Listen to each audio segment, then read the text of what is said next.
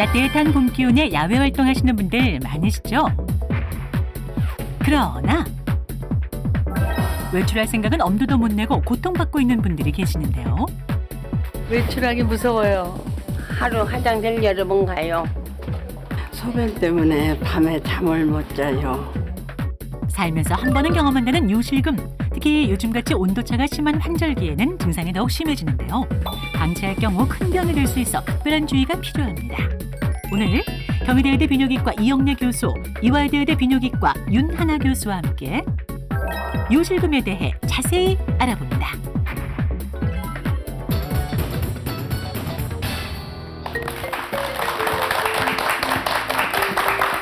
안녕하십니까. 무엇이든 물어보세요입니다. 전국적으로 봄꽃이 정말 활짝 피었습니다. 3월 중에 개화 소식이 있었던 것은 근래대로 최초라고 하는데요. 이제 제비도 예년보다 한 보름 정도 빨리 찾아왔대요. 이게 여름 철새잖아요. 네. 좀 정신없죠, 좀. 네. 그런 것 같고요. 또 이제 이런 그 계절이 많은 분들이 가족 단위로 또 연인이랑 이제 손잡고서 봄나들이 하기에 참 좋은 때가 아닌가 싶은데요. 근데 나들이가 꼭 모든 분들에게 즐겁지만은 않을 것 같아요. 그렇습니다. 특히 오늘 주제와 관련해서 고통받는 분들에겐 참 힘드실 텐데요. 바로 네. 요실금입니다. 예전에는 40대 이후에 여성들에게 많았다고 알려진 이 요실금이 이제는 남성들과 젊은 여성들까지 또 괴롭히고 있다고 하는데요. 네. 이 요실금 증상이 찾아왔을 때 그냥 방치하는 경우에 훨씬 더 증상이 악화될 수 있다고도 하네요. 요즘 꽃놀이가 한창이니까 어르신들 보니까 다 여행 가고 싶은데, 근데 저희 어머니도 가고 싶어 하는데 저희가 삼형제거든요. 네. 그러니까 어머니가 항상 멀리 가면은 요실금 팬티를 챙기시는 것 같더라고요, 보니까. 근데 혹시 방청객에도 본인은 아니더라도 주위에 요실금으로 걱정하시는 분 있으면 손 들어보세요, 한번. 네. 몇 분 조용히 손을 들까 말까 하셨는데. 네네, 주변에. 세 분 네. 이랬어요. 근데 대부분 이러세요. 근데 가만히 생각해 보니까 남자인 저도 이제 곧 이제 중년을 넘어서 나이가 들면은 남자도 요실금 걱정을 해야 되는지 아니야 되는지 그것도 참 궁금하거든요. 어떻습니까, 교수님? 네, 그럴 수 있죠. 우리 권영찬 씨도 요실금이 생길 수 있어요. 그래요? 또 지금 조금 있는데 얘기 안 하실 수도 있어요. 어떻게 하셨어요? 요실금이 사실 지금 굉장히 많이 증가되고 있습니다. 특히 여자분들, 그리고 또 연세 드신 분들이 주로 이제 남성들이겠죠. 우리나라 전체 여성의 약 한 40%, 제가 보기에는 40%더 되는 것 같습니다가 어떤 정도든 차이는 있겠지만은 요실금이 있으신 것 같고 또 이미 그렇게 조사되고 있습니다. 건강보험심사평가원 자료를 보면요. 우리나라 요실금 인구가 1년에 한 5% 내지 10% 정도 자꾸 이제 늘어난다고 돼 있는데요. 네. 왜 늘어날 것 같으세요? 이유는 물론 환자도 늘어납니다. 젊은 층에서도 요실금도 생기고 애기들도 생길 수 있고 또 노인 인구가 증가되니까 당연히 노인 인구 쪽에서도 생길 수 있는데 또 하나는 옛날에는 요실금 그러면 그냥 창피해서 말도 못하고 그냥 다 이렇게 움츠리고 사셨어요. 그냥 조용히 빨래하고. 그런데 요즘은 이제 조금 내가 불편해서 도저히 못 살겠다. 요즘 야외 활동이 많이 늘어났지 않습니까? 그래서 네. 병원을 찾는 인구가 조금씩 더 증가된 것도 그 원인 중에 하나고요. 남성들도 보면 왜 좀 요실금 팬티 있죠. 그러면 꼭 여성분들만 생각하는데 남성분들이 요실금 팬티 구매하는 비율이 점차 늘어난다는 보고도 있습니다. 네. 그러니까 병은 소문을 내야 돼요. 네. 아직 젊긴 하지만은 미리미리 예방한다면 훨씬 더 좋은 방법이 생기겠죠. 근데 요실금이라고 하는 증상 정확하게 정의가 어떻게 되는지 모르겠습니다. 화장실 자주 가면은 다 요실금이라고 할 수 있는 거예요. 그렇게도 얘기할 수 있는데 요실금이 그렇습니다. 이제 의학적으로 정의를 말씀드리면요. 본인 의지하고 무관하게 소변을 보는 경우를 우리가 다 요실금이라고 해요. 여기 방청객들 보시지만 손주들 보면 애들 기저귀에다가 오줌 싸죠. 이부자리에 오줌 싸죠. 네네네. 걔네가 싸고 싶어서 하는 거 아니죠. 그것도 요실금이에요. 요게 지금 방광이네요. 예. 보시면 방광이 지금 정상적인 방광은 화면에서 보시는 것처럼 골반 저근이라 그래서 말이죠. 방광을 든든하게 잘 이렇게 받쳐주고 방광을 이렇게 보호해줘야 되는데 여러 가지 원인이 있을 수 있죠.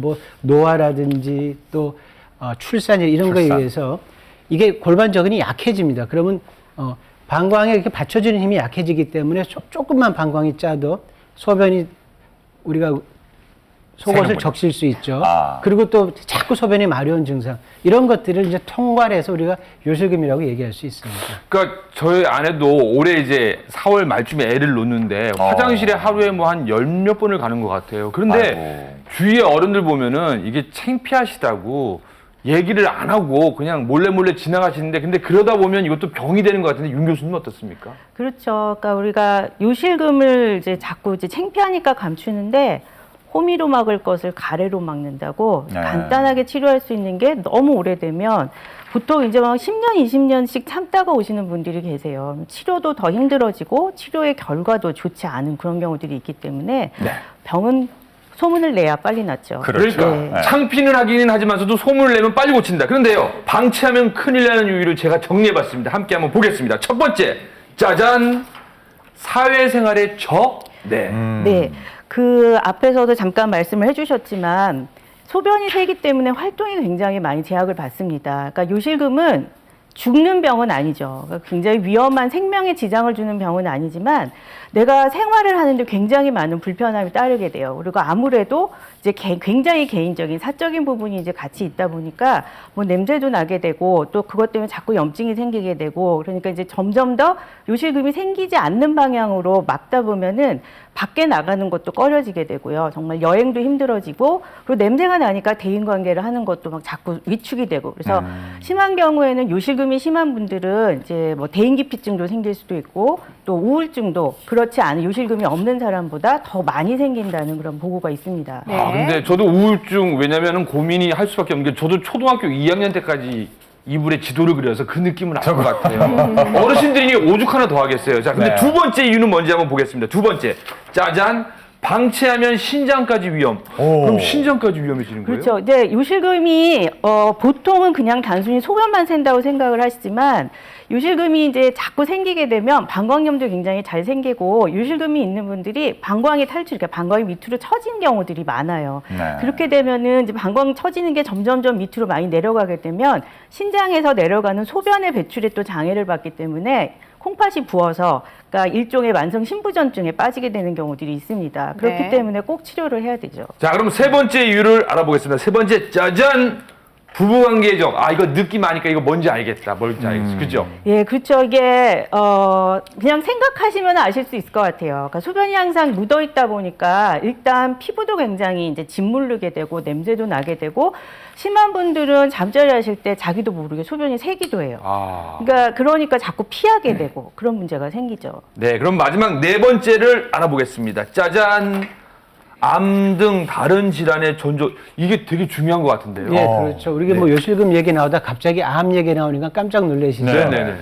이제 여성분들 자궁근종이라고 많이 들어보셨죠. 왜 우리 자궁에 혹이 생기는데 악성은 아니죠. 그런데 이게 자꾸 커지는데 여성의 방광은 자궁 앞에 있습니다. 그러니까 어떻게 되겠습니까? 자궁이 자꾸 커지니까 방광을 자꾸 압력하게 되겠죠. 그러니까 다양한 원인에 의해서 요실금이 생길 수 있고요. 또 남성분들은 요즘 우리나라에 뭐 전립선암, 방광암 이런 그 종양이 굉장히 빨리 증가되고 있는데요. 이런 것들 때문에 그 요실금 증상이 올 수 있는데 하나 특이한 것은 모든 암이 마찬가지지만 초기에는 증상이 없죠. 그래서 이런 것들이 진행이 돼서 요실금이 올 정도면 이미 많이 진행이 돼서 우리가 적절하게 치료할 수 있는 시기를 놓치는 거라고 할 수 있겠습니다. 네. 자, 그러면 하나씩 알아보도록 하겠습니다. 네. 혹시 이런 증상이 있다면 나도 요실금이 아닐까 걱정하시는 분들이 있을 텐데요. 요실금을 의심할 수 있는 증상을 좀 말씀해 주시겠어요? 예, 제가 이제 요실금 종류를 한번 말씀드리겠습니다. 표를 보면서 설명드릴게요. 자, 기침, 재채감에서 찔끔 이렇게 적어놨네. 복압성 요실금인데요. 자, 평상시에 웃거나 뛰거나 뭐 줄넘기는 가면 복압이 증가되거든요. 그런 경우에 아까 말씀드린 골반 저근 자체가 약해져 있으면 이런 복압을 견디질 못합니다. 그러면 찔끔하고 소변이 새는 이런 복압성 요실금. 자, 두 번째 한번 볼까요? 아까 말씀드린 대로 화장실 가다가 소변 지립니다.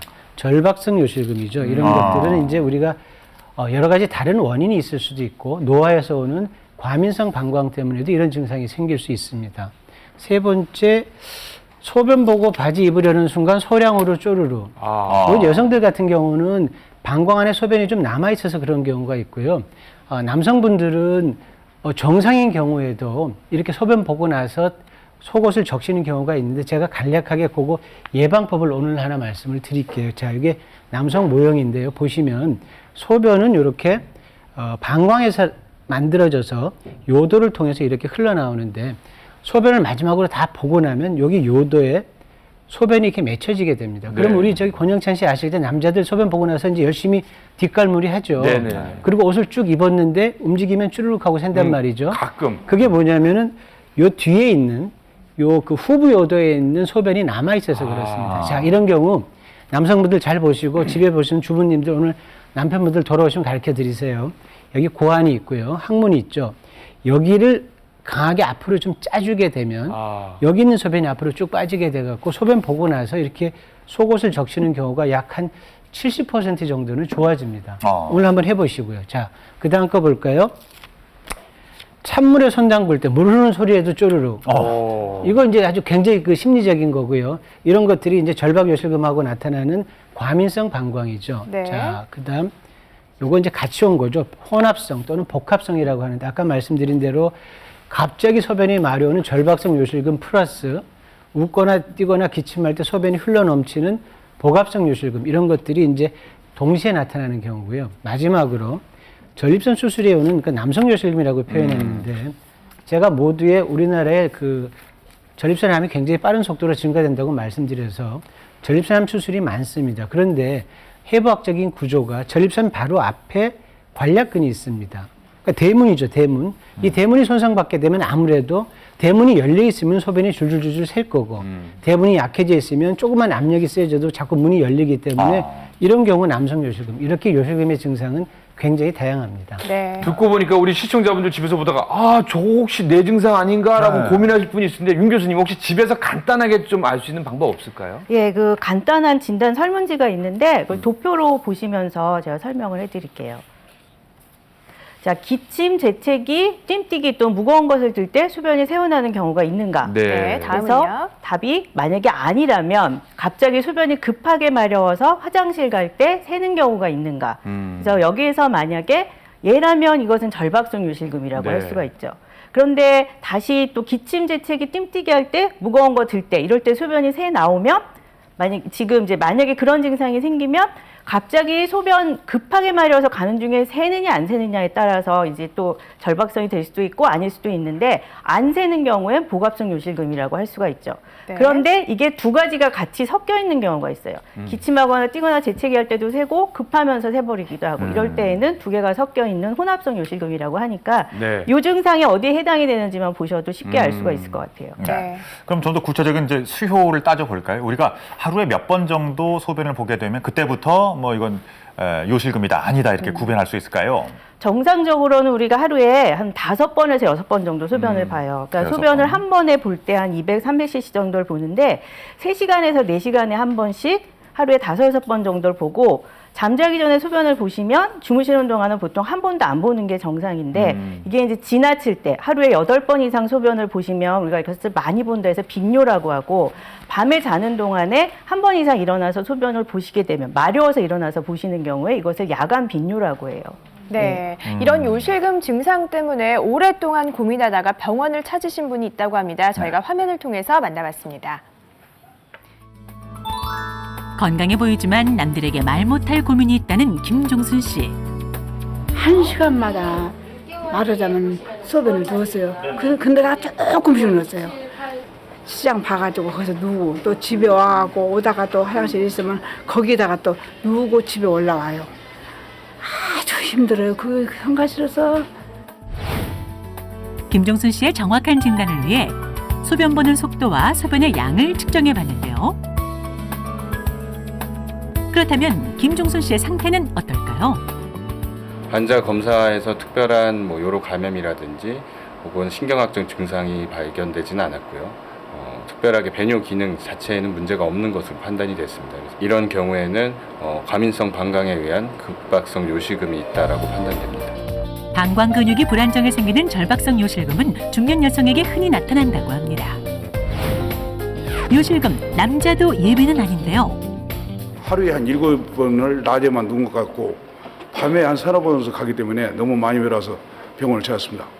한 석 달 전부터 조금 걸어도만 요즘에는 더 많이 그런 것 같아요. 김사멸 씨의 상태를 알아보기 위해 초음파 검사를 시행했습니다. 김사멸 씨의 상태는 어떨까요? 저희 검사상에서 이제 경도의 전립선 비대증이 관찰됐고요. 이런 경우에는 전립선 비대증에 의한 그 방광 증상이 나타났을 수도 있고 아니면 그 전립선 비대증과 별개로 과민성 방광 증상이 같이 동반되는 경우도 있습니다. 중년 남성들에게 흔한 전립선 비대증은 요도를 압박해 방광 배출 장애를 불러옵니다. 여자들만 걸린 줄 알았는데 남자들한테도 이런 걸 온 거 보니까 앞으로 관리를 좀 잘해야 되겠다는 생각이 듭니다. 창피해서 누구한테 말도 못하고 했던 것이 지금은 병을 더 키운 것 같아요. 네. 앞에 예를 보니까 보통 남자들은 전립선, 여성들은 방광 질환인 경우가 많군요. 네. 예, 그렇죠. 그 남성들은 전립선 비대나 이제 골반 수술의 후유증으로 생기는 요실금이 많고 여성들은 아무래도 임신, 출산, 또 폐경 이런 것들이 관련이 되는 이제 복압성 요실금들이 더 많은데 나이가 드실수록 소변을 잘 못 참는 절박성 요실금, 그러니까 과민성 방광은 남자 여자 다 공이 좀 증가하는 경향이 있습니다. 네. 자, 일단은 남성보다 여성이 좀 더 많다고 하셨는데 그러면 그 차이의 원인을 하나씩 짚어보겠습니다. 여성의 경우는요, 첫 번째 이유가 바로 출산이군요. 출산. 네. 왜 여성이 출산이 요실금에 많은 영향을 미치냐면 이 모형을 잠깐 보시면요. 네. 여성이 이 방광하고 자궁하고 다 직장하고 굉장히 붙어 있어요. 그래서 임신이나 출산을 하게 되면 임신 중에 아까 권영창 씨 사모님 화장실 네. 자주 간다고 그랬잖아요. 아기가 커지니까 그 자궁의 무게로 여기가 방광인데 이 뒤에 자궁이 커지니까 누르겠죠. 그래서 자주 마려운 게 있어요. 근데 이 방광과 자궁과 항문 직장을 받치고 있는 이 근육이 골반 근육이라고 하는 거예요. 근데 이 근육이 아기를 낳으면서 쫙 늘어나게 되는데 이게 느슨해지고 찢어지고 신경 손상을 받게 되면 요실금이 더 잘 생기게 돼요. 그렇군요. 네. 자, 그러면 두 번째 원인도 제가 떼어볼게요. 폐경 때문에도 요실금이 또 생길 수 있군요. 그게 당연히 폐경 때문에 생길 수밖에 없는 것이 이런 방광이나 자궁, 요도, 질, 이 골반 근육 이런 것들이 여성 호르몬에 영향을 많이 받는데 폐경을 하시게 되면 여성 호르몬이 떨어지면서 조직이 우리 나이 들면 생기는 변화들이 있죠. 주름살도 생기지만 피부의 탄력도 떨어지고 몸의 정체적인 것들이 떨어지게 돼요. 그러니까 근육도 약해지고 근육의 힘이 떨어지고 조직이 약해지니까 요실금이 더 많이 생기게 됩니다. 아유, 저는 그것도 모르고 아내가 4월 25일 날 둘째를 출산하는데 어젯밤 새벽에 일어나서 화장실 간다고 그러더니 떡볶이 사달라고 해서 잠이나 자빠자라고 했는데 여보 미안해. 네. 정말 가슴이 저릿한 거 있죠. 우리 남자들 더 많은 관심이 필요할 것 같아요. 우리 아내들에게 사랑하는 만큼. 자, 이번에는 그 남자들의 요실금 원인을 한번 찾아보겠습니다. 가장 많은 게요. 이거였습니다. 전립선 비대증. 네, 아시죠? 전립선 비대증. 뭐 증상은 비슷해서 남자들은 전립선 비대증 때문에 밤에 주무시다가 여러 번 깨시고 피곤하죠. 또 낮에 정말로 화장실 급해서 지리기도 하고 정작 또 소변 보려면 시원하게 나오지도 않고요. 자, 전립선 비대증이 어떤 건지 제가 설명을 해드리면 간략하게요. 자, 그림을 보시면 전립선은 방광 바로 밑에 이렇게 그 요도를 싸고 있습니다. 정상적으로요. 크기는 약 한 20g 정도 되고요. 모양은 꼭 육종 마늘처럼 생겼는데 나이가 들고 또 남성 호르몬 영향 때문에 이게 점점 커집니다. 저 그림 보시면 막아버리는구나. 밖으로도 커지지만 안으로도 커져서 쉽게 말해서 우리가 이제 방광에서 우리는 몸에 있는 노폐물이 소변을 통해서 나와서 요도를 통해서 밖으로 나가야 되는데 이 하수구가 자꾸 좁아져 있는 거죠. 그러면 방광은 그 좁아진 하수구를 극복하려고 자꾸 운동을 합니다.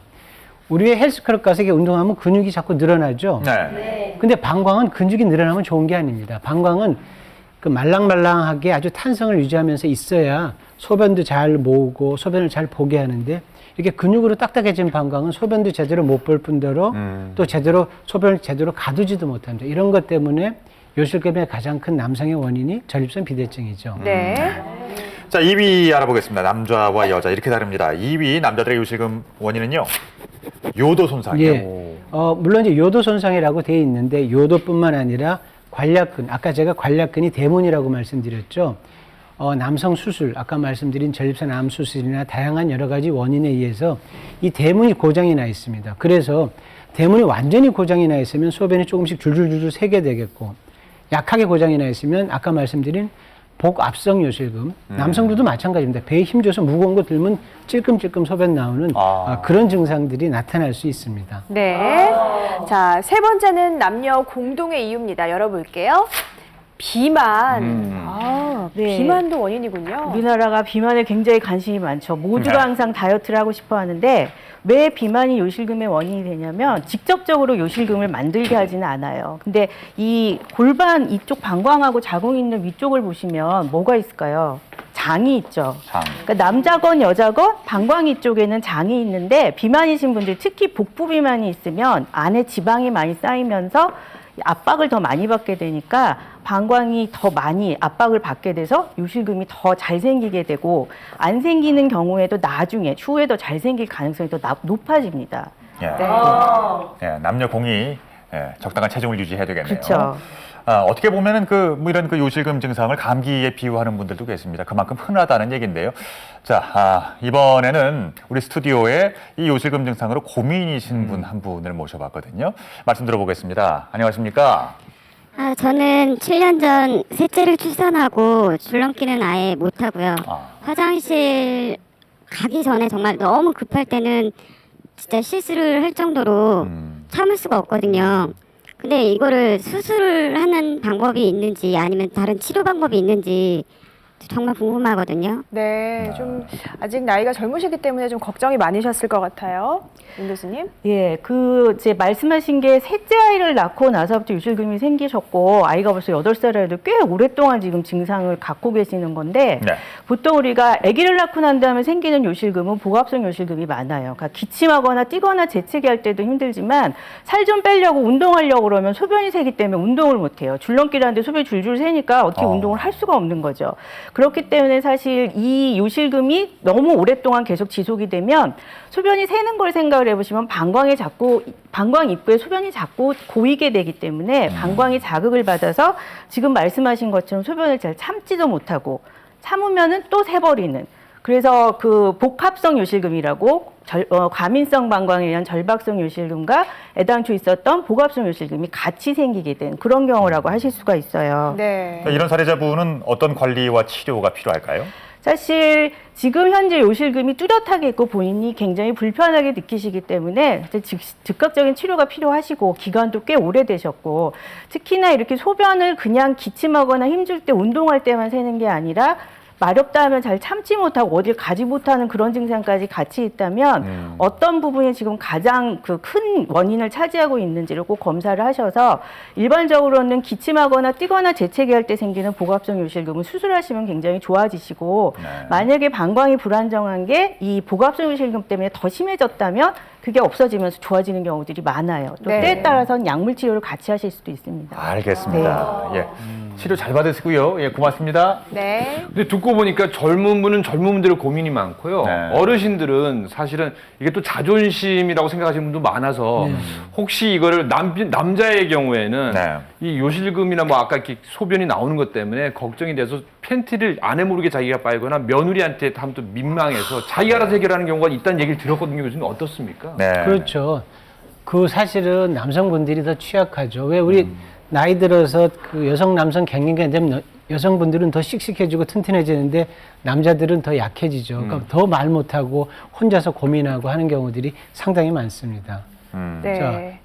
사실 근데 부모님들이 이런 고민을 하고 말씀을 못 하시는 경우에 이왕이면 자녀가 미리 알아서 좀 도움을 드리면 더 좋을 것 같아요. 예, 그렇습니다. 네, 저희가 좀 관심을 가지면 쉽게 알아낼 수가 있는데 이제 뭐 이불이나 속옷 빨래를 너무 자주 하시거나 그러니까 이불 깔고 또 위에 무슨 포 같은 거 하나 또 더 까신다든지 그런 것도 하나 있을 수 있고요.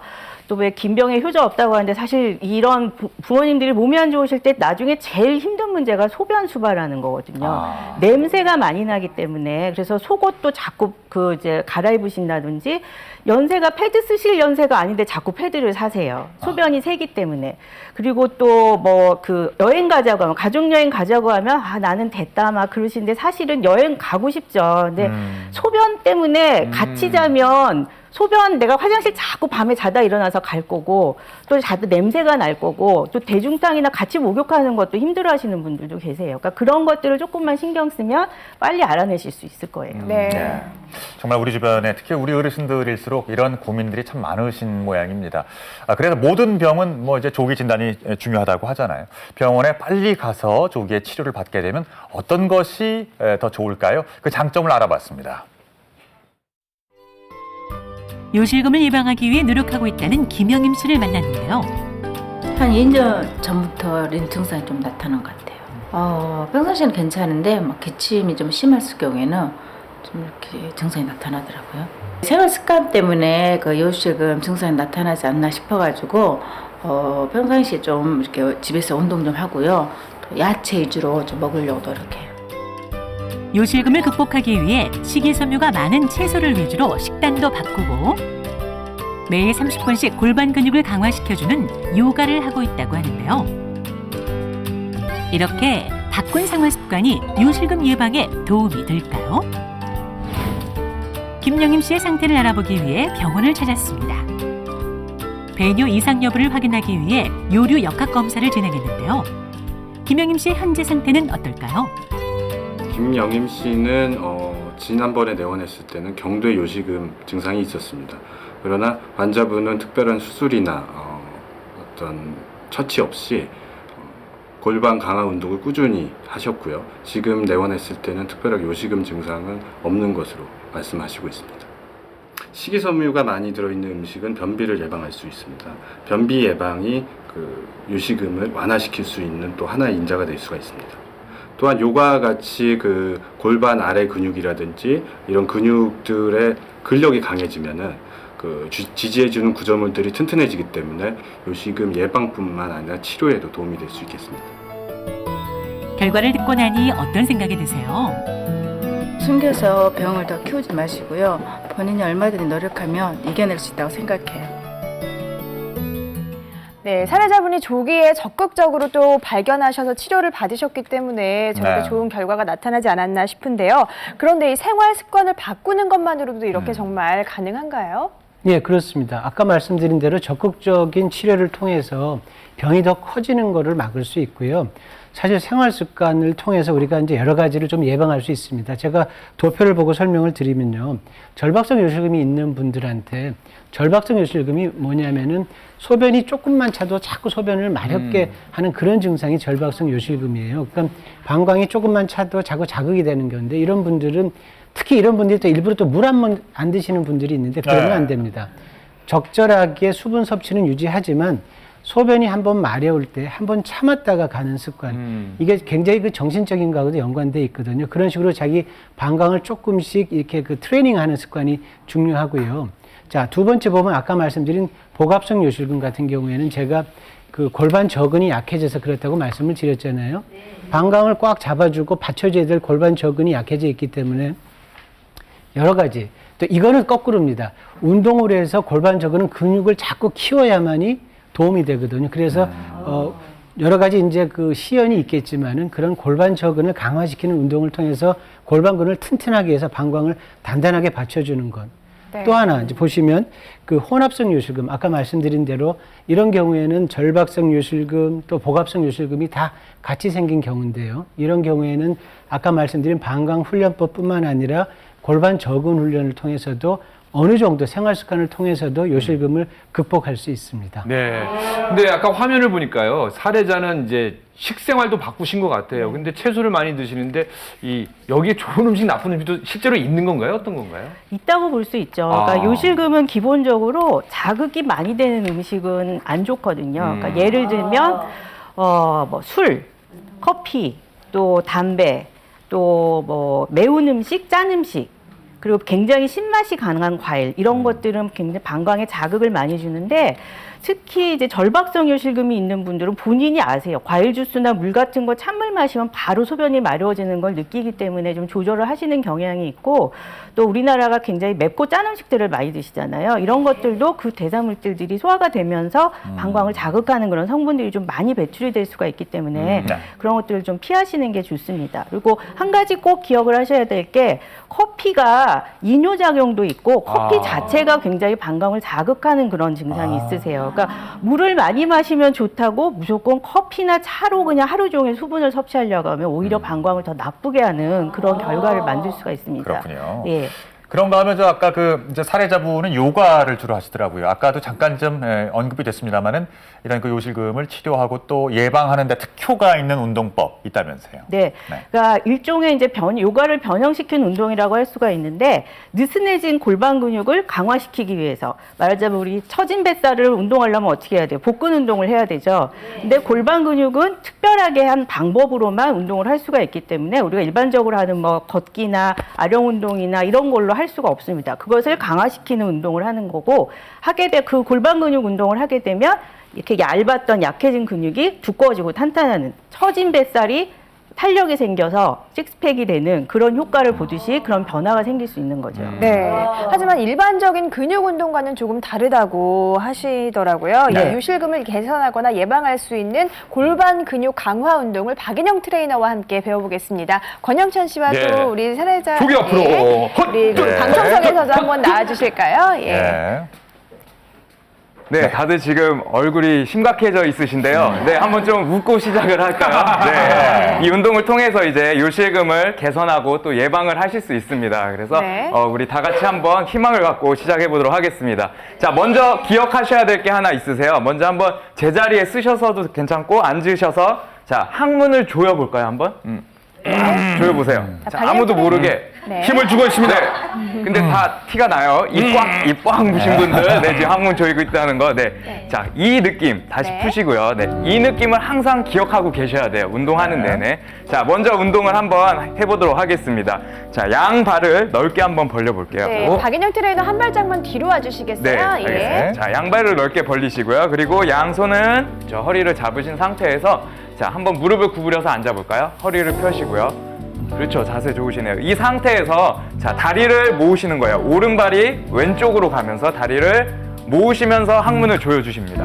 네, 꽉 조이셨죠? 3초 정도 버티시고요. 그 다음 다시 또 풀면서 다시 또 앉았다가 요번에 왼발이 오른발 쪽으로 한번 가볼게요. 다시 또 항문을 꽉 조이면서 그렇죠. 3초 정도 머무시고요. 다시 또 벌려서 앉았다가 다시 요번엔 또 왼쪽으로 한번 가볼까요?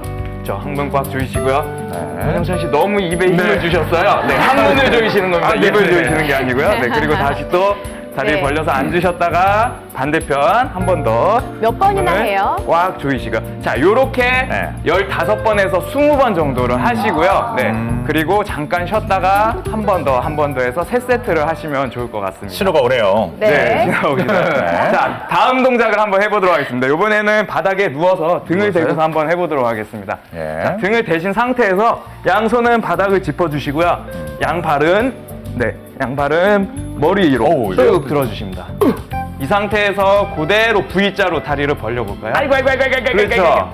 자, 이 상태에서 다시 모으면서 자, 기억할 점 뭐죠? 항문을 조이고. 그렇죠. 항문을 조이고 계시는 겁니다. 자, 그 상태에서 다시 또 3초 머물렀다가 다시 벌리면서 다시 또 모으면서 항문을 꽉 조여주시고. 그렇죠. 너무 소리 내지 마세요. 네. 자, 그렇죠. 다시 모았다가 한 번만 더 해보도록 하겠습니다. 또 최대한 넓게 벌리셨다가. 이거 운동이 많이 되네요. 그렇죠. 다시 또 모아주십니다. 자, 그리고 내려볼까요? 어떠세요? 많이 조여졌어요. 많이 조여주셨어요. 네. 자, 이 상태에서 이제 조금 더 조여보도록 하겠습니다. 자, 요번에도 마찬가지로 그 자세에서 요번에는 힙을 하늘 위로 들어 올리시는 거예요. 자, 한번 제가 먼저 보여드리도록 하겠습니다. 자, 이 상태에서 쭉 올려보도록 할게요. 자, 더 힙이 꽉 조여지죠? 저 항문을 꽉 조이신 상태에서 저 3초 머물고 다시 천천히 다시 또 하늘 위로 쭉 올리면서 그렇죠. 항문을 조여주셨다가 다시 또 천천히 내려옵니다. 자, 한 번 더 항문을 꽉 조이면서 하늘 위로 올렸다가 다시 또 천천히 이렇게 해서 이것도 마찬가지로 15번에서 20번 정도 반복하시면 될 것 같습니다. 근데 궁금한 게요.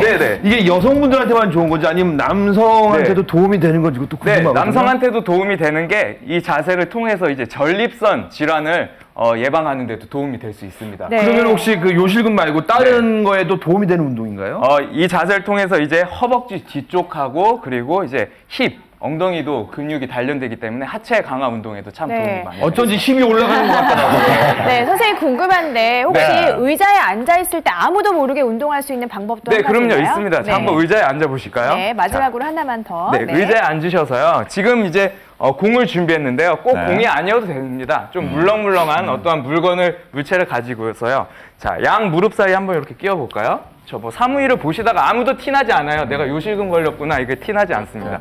자, 허리를 펴신 상태에서 양손은 그냥 허벅지 위에 이렇게 자연스럽게 네. 놓으시고요. 조인다. 이 공을 허벅지를 힘을 이용해서 안으로 조입니다. 다리에 신경을 쓰기보다 항문을 조이는 느낌으로 꽉 조여서 한 5초 정도 버텼다가 다시 또 천천히 풀어줍니다. 네. 그리고 다시 또 한 번 더 쭉 조였다가 그리고 다시 풀어줍니다. 영찬 씨가 말이 없어요. 네.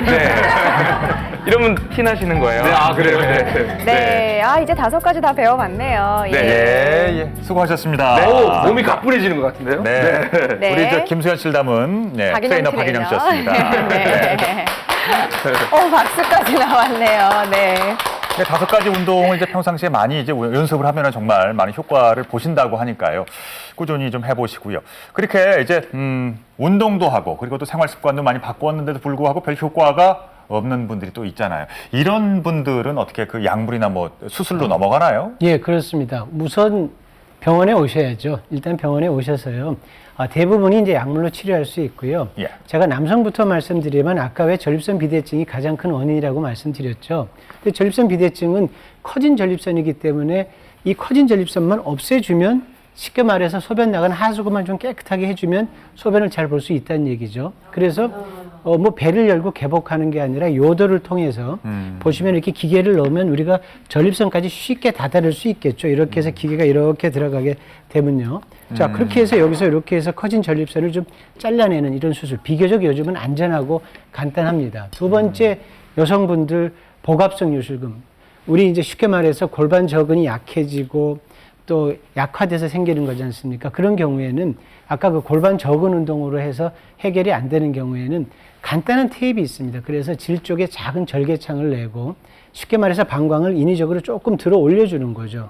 그러면 정말로 효과가 좋습니다. 물론 이거는 그렇게 부담되는 수술도 아니고 뭐 하루 정도 병원에 입원하시면 간단하게 해결될 수 있는 문제고요.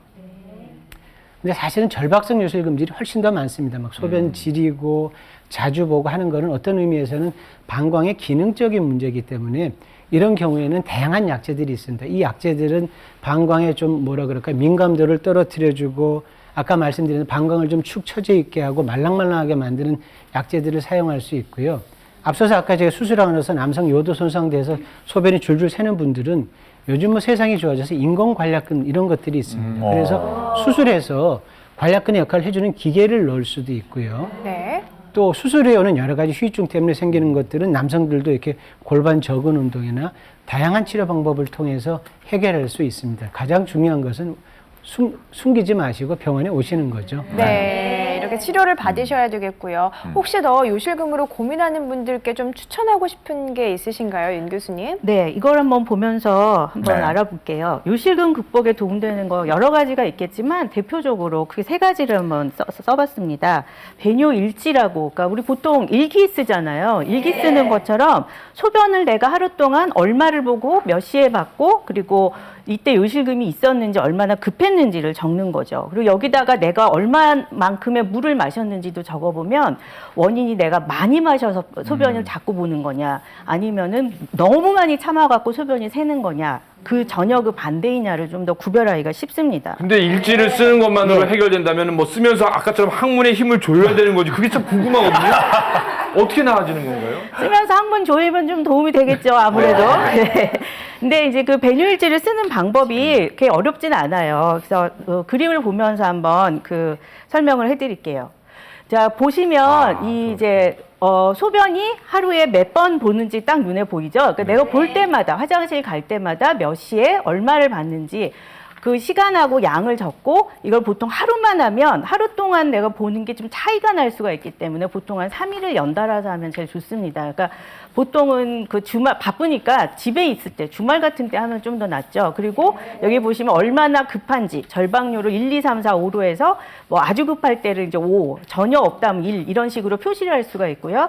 그러니까 이거를 잘 표시를 하시면 하루 동안의 소변량도 알 수가 있고 횟수도 알 수가 있고 내가 뭐가 문제인지를 알 수가 있죠. 그러니까 요실금이 얼마나 심한지도 알 수가 있고 치료를 하게 되면 치료의 반응이 좋은지도 알 수가 있고 그런 차이를 금방 알 수가 있는 장점이 있습니다. 두 번째는 이제 요실금 팬티인데 요실금 팬티는 아주 쉽게 요실금을 이제 방지할 수 있는 거죠. 근본적인 치료라기보다는 나이가 드셔서 거동이 불편하거나 약이나 수술 치료를 못 하실 때 하실 수 있고요. 대신에 이제 아기들 기저귀 갈듯이 소변이 묻으면 빨리빨리 갈아주는 게 위생상도 좋습니다. 네. 그리고 이제 또 우리가 항상 물이 걱정이죠. 근데 물을 너무 많이 마시는 것도 안 좋고 너무 적게 드시는 것도 안 좋습니다. 하루에 8잔. 그러니까 1.2리터에서 1.5리터 정도 드시는 게 가장 적당하고 너무 안 드시면 염증이 더 잘 생길 수 있거든요. 그래서 대신에 밤에 소변을 자주 보시는 분들은 저녁 식사하고 주무시기 전에 최소한 4시간 전부터는 수분 섭취를 안 하시는 게 좋습니다. 예. 네. 이렇게 요실금을 극복해낼 수 있는 좋은 방법들을 알아봤는데요. 여러분 혹시 특정한 자세가 요실금을 유발할 수 있다는 사실 알고 계신가요? 사례자를 직접 만나보겠습니다. 생활 속 나도 모르게 요실금을 유발하는 습관이 있다. 요실금을 유발하는 잘못된 생활 습관. 첫 번째, 집안일을 할 때 쪼그려 앉아서 하지 않으세요?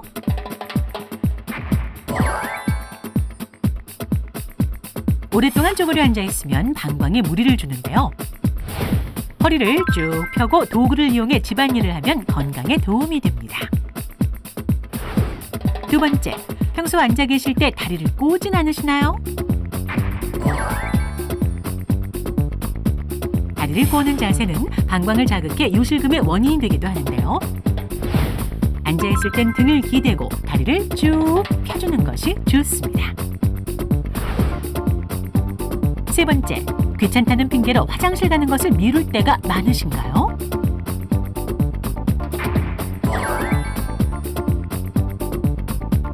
소변을 오래 참게 되면 방광 수축력이 떨어지고 골반 근육이 오래 수축되어 소변이 잘 나오지 않을 수 있습니다. 때문에 바로바로 화장실을 가는 것이 좋겠죠? 네 번째, 인스턴트나 자극적인 음식을 즐겨 먹고 보식으로 커피를 빼놓지 않는다고요?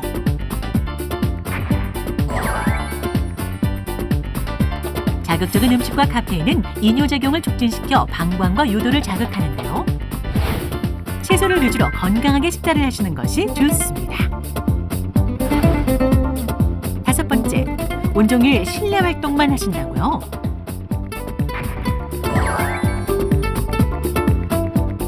실내 활동만 하게 되는 경우 비타민 D가 부족하게 돼 요실금이 생길 수 있는데요. 이럴 땐 가벼운 산책으로 햇볕을 쬐어주는 것이 좋습니다. 요실금을 유발하는 나쁜 생활 습관.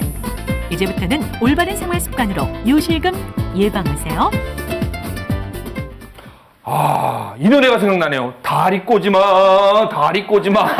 제가 다리를 꼬는 버릇이 있었는데 고쳐야겠는데. 근데 아까 야외로 나가라고 했는데 실외 활동과 요실금과 무슨 관련이 있나요?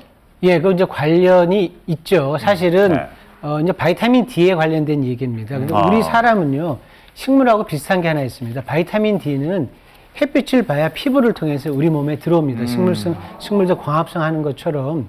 그런데 그 바이타민 D가 뭐냐면은 우리 몸에서 칼슘을 흡수하는 데 도움을 주고 또 이 칼슘하고 바이타민 D가 뭐냐면 우리 몸에 뼈, 근육 이런 거를 만드는 원료로 작용한다는 얘기죠. 최근에 논문 보면 이렇게 바이타민 D가 혈중에 적은 사람들이 요실금이 잘 걸리더라. 그 이유는 아주 간단하죠.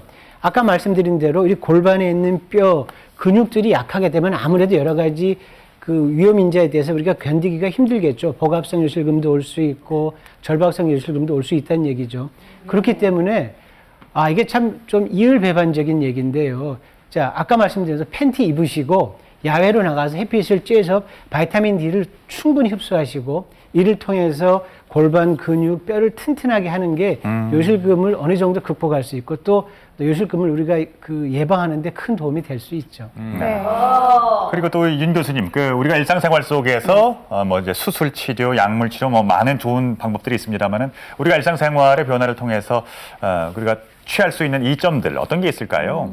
당연히 금주, 금연 그게 굉장히 중요하고요. 특히 네. 담배 많이 피시는 분들은 기침을 하게 되면 요실금을 더 많이 경험할 수가 있기 때문에 그것도 조심을 하셔야 되지만 꼭 말씀드리고 싶은 게 변비, 소화불량 있는 경우에 요실금을 경험하는 경우들이 많아요. 특히 변비가 있으실 때 배 힘을 많이 주게 되니까 요실금이 있는 분들은 더 악화가 되게 되고 더 잘 생기게 되거든요. 그러니까 그러니까 채소 위주의 식단 그리고 운동 꾸준히 하셔서 변비도 관리하는 것이 요실금 조절에도 도움이 되고 아까 말씀드린 체중 조절 그 굉장히 중요합니다. 네. 저는 궁금한 게 있는 게요. 왜 낮에는 덥고 아침 저녁은 좀 어르신들 느끼기에 선선하잖아요. 근데 겨울철에 혹시 요실금 이런 게 이렇게 왜 이렇게 오므라들면서 좀 더 생기는지 그것도 궁금해요. 예, 그렇죠. 왜냐하면 겨울철이 되면 우리 몸에 여러 가지 이제 교감신경에 의해서 이런 것들이 다 조절되는데 움츠리게 되기 때문에 근육의 이완성도 떨어지고 소변량도 많고 하기 때문에 겨울철에 이런 증상들이 더 심해지죠.